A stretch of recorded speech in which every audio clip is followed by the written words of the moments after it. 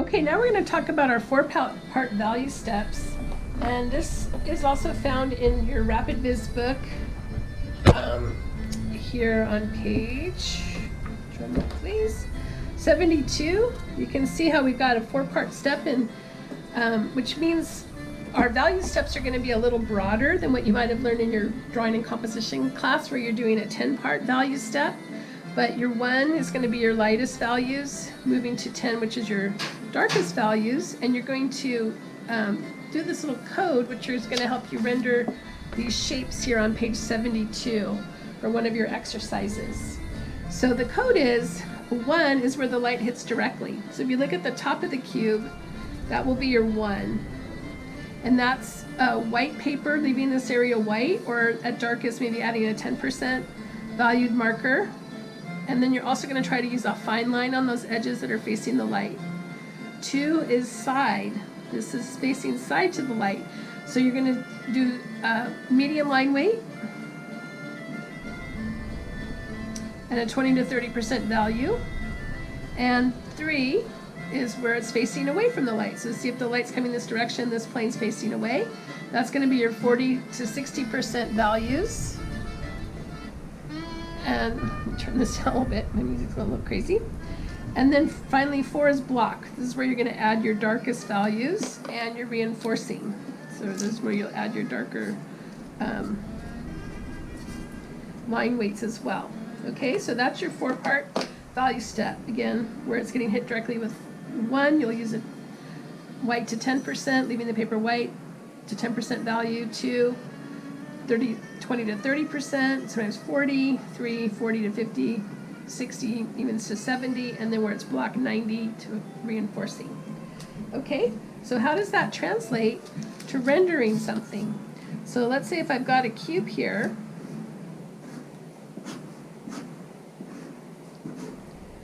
there's 2 different ways I could go about it. I could take my marker in steps,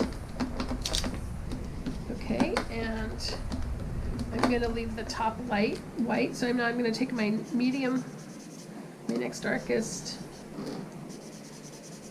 and I'm using the N89 again here. Okay. So do my 2 value, and I'm going to use my N79 to get my away value. And this is, especially if it's outside, you're going to get strong contrast. So you might even look at the corner of your house and see the strong contrast. Then where the light's blocked, I'm going to get my darkest value. Okay, so see how that's going to translate to those steps. Now there's another way to go about this. You can go ahead and try drawing your cube again. You can trace the shapes in the book.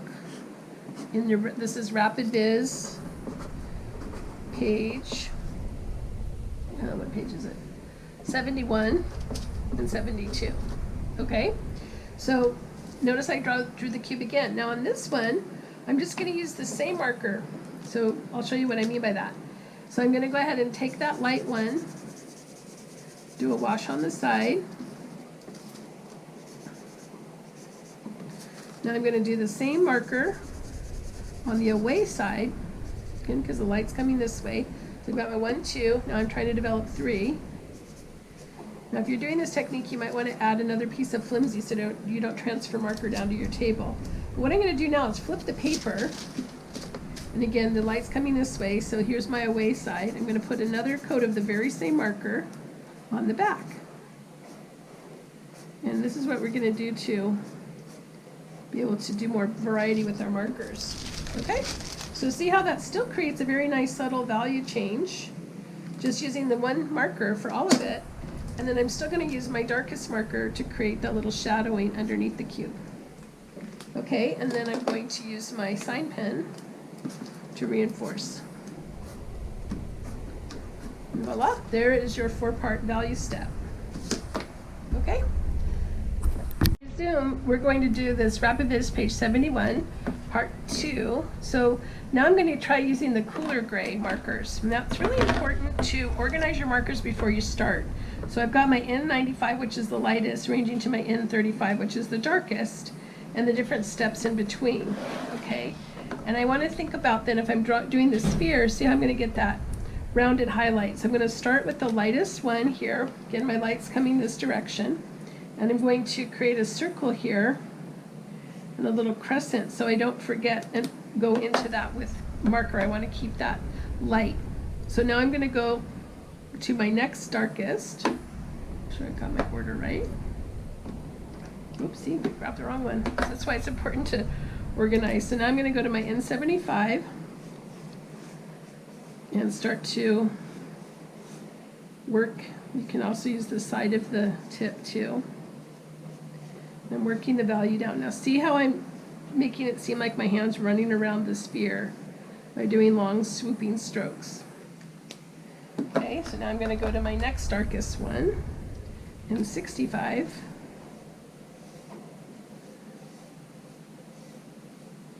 Using those long swooping strokes. And even darker yet with the N45, just down here where the light's blocked. Okay, so now I want to work my way back up with the N65.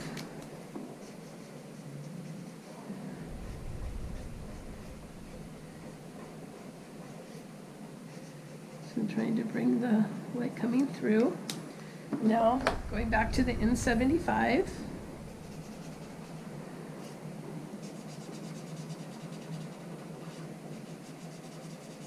To blend that.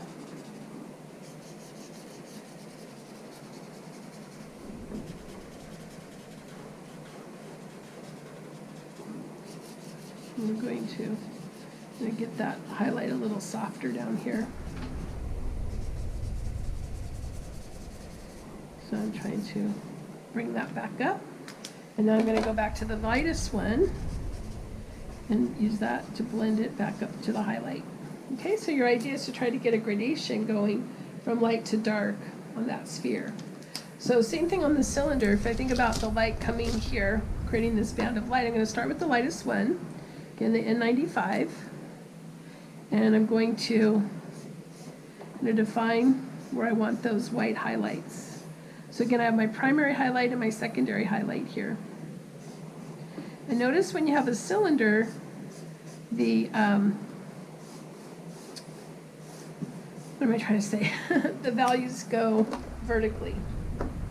So now I'm going to take my N65 and start to work a little darker off of that.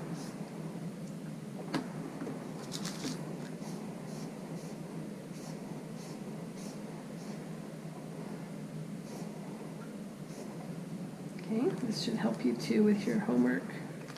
And then I'm going to do a little bit darker with the N45 here on the dark side where it's facing away from the light.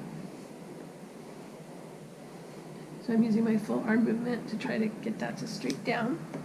Okay, so now I'm going back in with my N65, the medium light one. I'm starting to create the blend.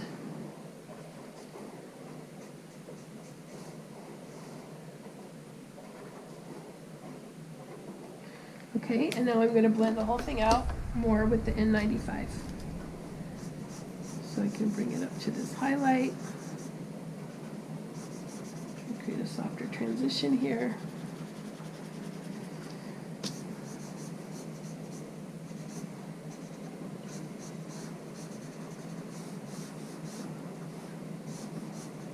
I'm going to put a little bit of that on the top to look like it's reflecting some value. Okay, so we're starting to get some value change, and now I'm just going to go to a dark one here at the bottom. Don't ground it. Okay, or you can also add your reinforcing line with your sign pen. All right, so that's your next task, is to try doing the different shapes using some marker gradation. Again, you'll want to do this prior to tackling the homework. This will help you with the rendering of the homework.